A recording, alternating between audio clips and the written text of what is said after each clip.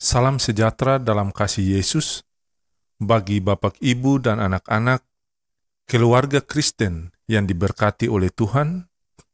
Damai sejahtera Allah yang melampaui segala akal akan memelihara hati dan pikiranmu dalam Kristus Yesus.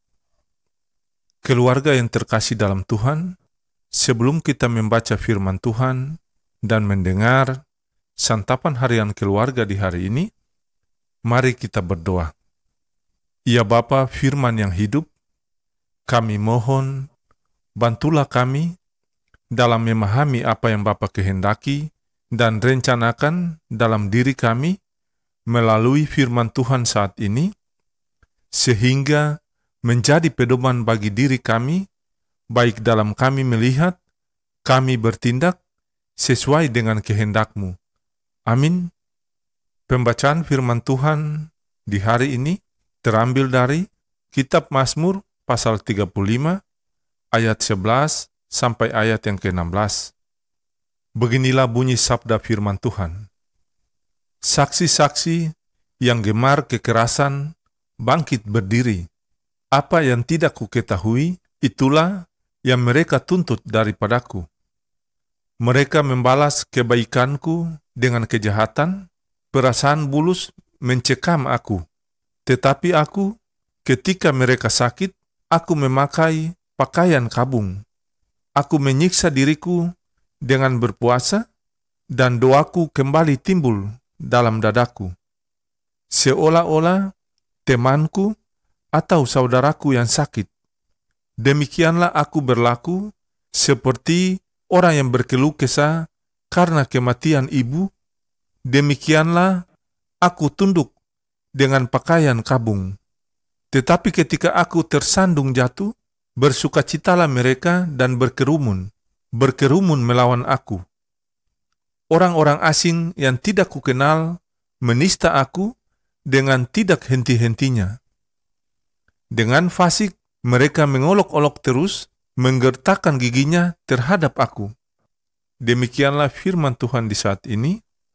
Sesungguhnya yang berbahagia adalah mereka yang mendengarkan firman Allah dan memeliharanya. Amin. Keluarga Kristen yang dikasihi dan diberkati oleh Tuhan Yesus Kristus, santapan harian keluarga Kristen di hari ini berjudul Kebaikan dan Damai Mengalahkan Kejahatan.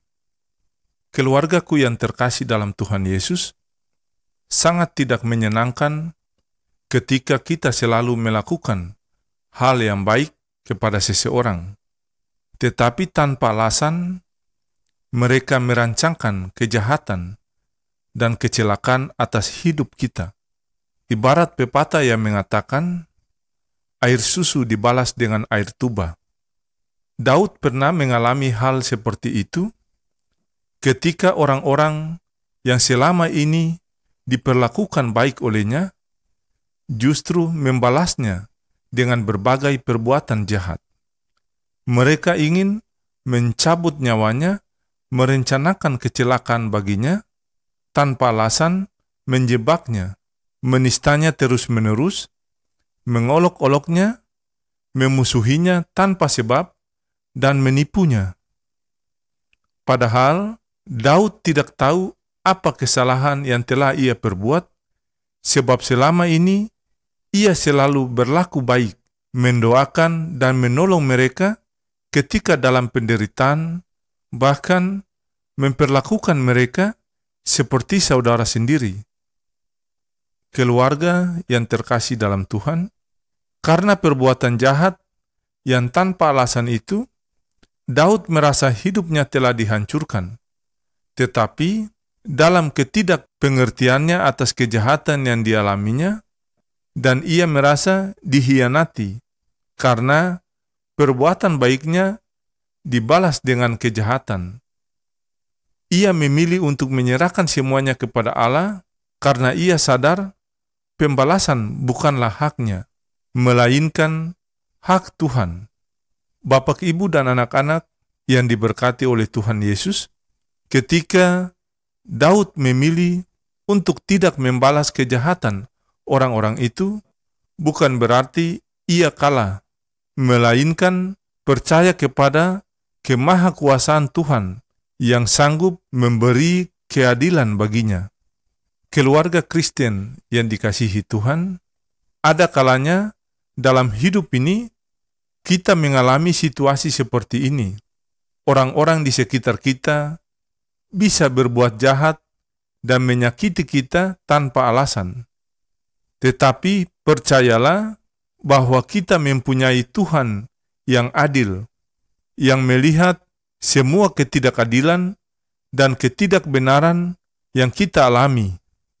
Keluarga Kristen yang terkasih, tugas kita hanyalah terus mengupayakan damai dengan melakukan kebaikan dan menyerahkan hidup sepenuhnya ke dalam tangan Tuhan, maka Ia akan bertindak.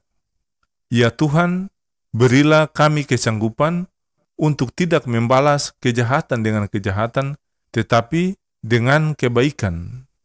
Allah sumber kasih karunia melimpahkan kepada kita berkat-Nya, Kristus yang rela melayani, melindungi seluruh tugas pelayanan kita. Roh Kudus memperdayakan di dalam kita kepedulian terhadap sesama dan alam semesta. Amin.